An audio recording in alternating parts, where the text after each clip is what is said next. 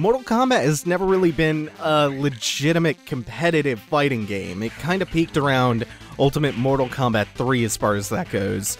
And then it really started to go downhill around the PS2 era, which were pretty rightfully maligned. So it was a real big surprise when Mortal Kombat 9 came out in 2011, and it wasn't just a vehicle to show off tons of creative gore, it was actually a good, fun, legit fighter. It had problems for sure, but it was still good. Since then, NetherRealm has been pushing all the right buttons for me, talking about the vast amount of stuff that they're looking to improve for Mortal Kombat 10. Plus, the new cast of characters all look pretty good so far, which is a really big step up from the days of, Deadly Alliance and shit, where half of the new characters were just terrible. Except for Bo' Rai Cho. I really, really hope they bring back Bo' Rai Cho. They brought Kenshi back, so bring back Bo' Rai Cho. Speaking of Deadly Alliance, though, they brought back stance switching in some kind of form. We don't know too much about how it works yet, but it looks like they've gone far out of their way to improve how it works, and it essentially turns the smaller roster of around 18 to 24 characters, I believe they're at, to about triple that number. One thing I am still kind of bummed about is that they won't just let the block button die, but that's not going to sour me on it too much.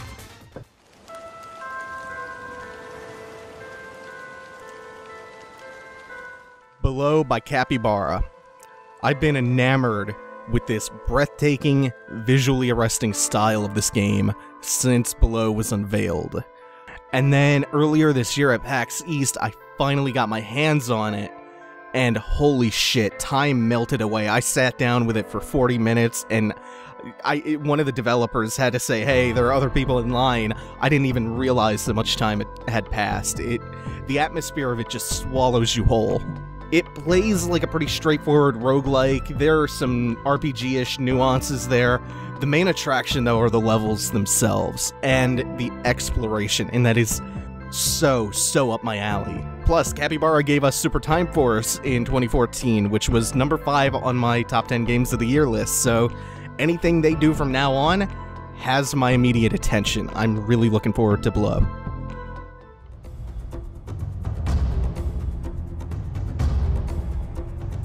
With Uncharted games, I go through kind of a cycle.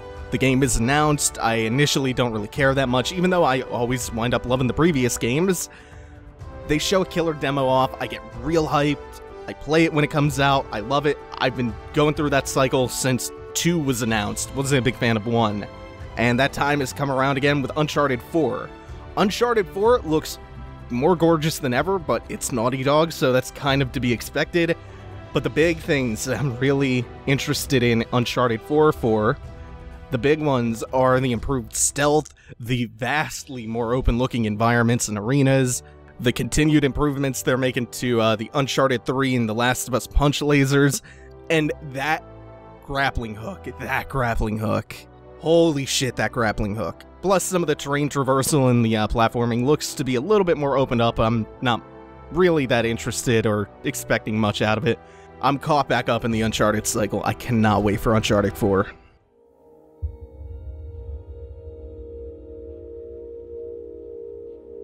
Not many games can sell me on a single GIF alone, but the first time I scrolled down on the Hyper Light Drifter Kickstarter page, I saw something that just blew me away. That GIF hooked me in. Everything else I've seen aside from that has dropped my jaw. It's one of the most impressive uses of pixel art I've ever seen. The smoothness of the animation looks painstakingly, lovingly put together. And I played it earlier this year, the extended preview version of it. It features some really crazy top-down swordplay. It feels fast and snappy and sharp, and it's structured like a sci-fi action RPG. Holy shit, does this one have some crazy potential with the good fluid combat, and just some of these incredible monster designs.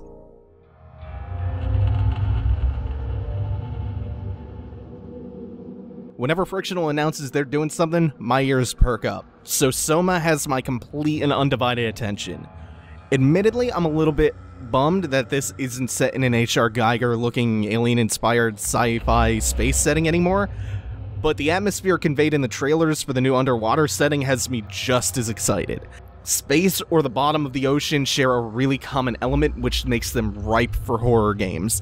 The sense of isolation, being cut off from the outside world, and the fact that they are largely unexplored spaces for horror games. This is Frictional's first solo outing since The Dark Descent, and if it nails all the same points as The Dark Descent did, except with a vastly more interesting setting than Brennenburg, I will be overjoyed.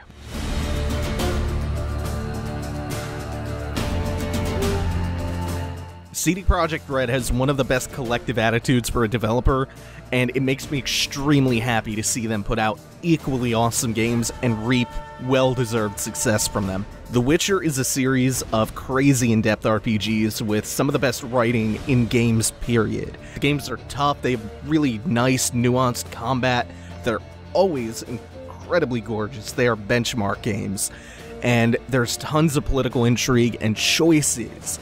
This is probably my biggest selling point on The Witcher. There are choices in the game, a lot of them, that actually have consequences which can dramatically alter the game you experience. It is awesome. The Witcher and The Witcher 2 are top-tier RPGs, and knowing CD Projekt, I'm really looking forward to The Witcher 3.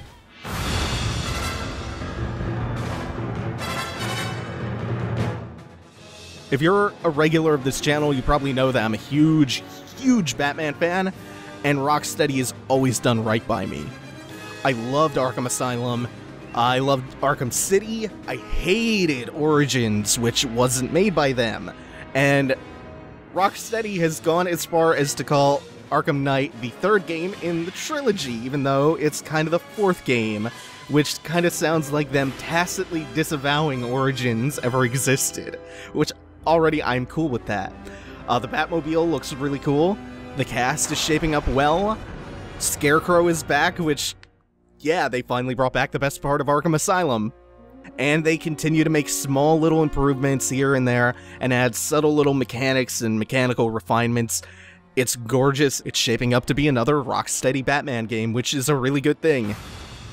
The only thing is that I'm gonna be livid if the Arkham Knight is fucking Joker.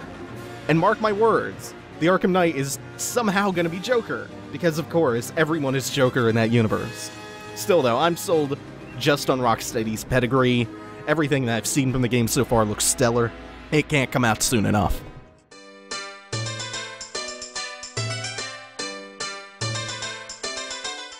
Zelda U.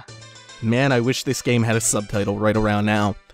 When the E3 footage for this came out, everybody called bullshit that it was gameplay.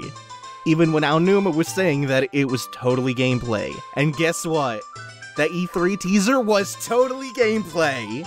Vaulting off of opponent to fire an arrow in midair in slow motion? I need it. And that blue hood scarf combination thing? Oh, just hook it into my veins. Plus, it's got what is now easily my favorite look of any Zelda game, combining Wind Waker's awesome style with one of the only redeeming factors of Skyward Sword, its art style. It's that cool looking watercolor style. I have been itching for a console Zelda game that's not poisoned by bad motion controls since, well, the GameCube version of Twilight Princess came out.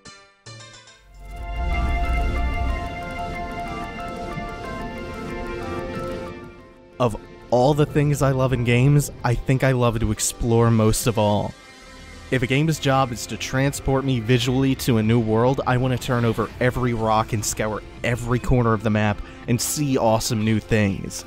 No Man's Sky feels like a game that was built exclusively for me. I would call it ambitious, but that is far too weak a word. No Man's Sky features a procedurally generated universe. That's right, a universe. An entire, vast universe of planets full of indigenous life, of stars, of exoplanets, moons, all the space and things between.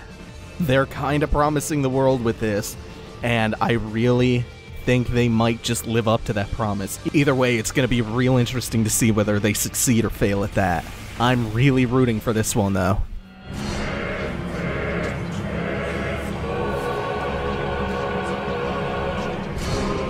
Knowing me, are you even surprised that Bloodborne is the game I'm most looking forward to?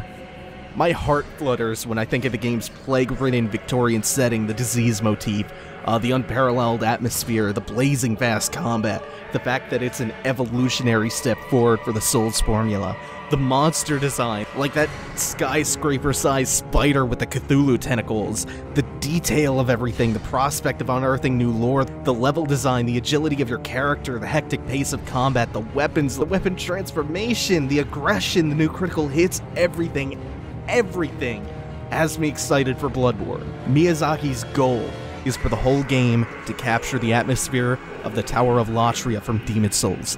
And from everything I've seen so far and played so far, it's succeeding.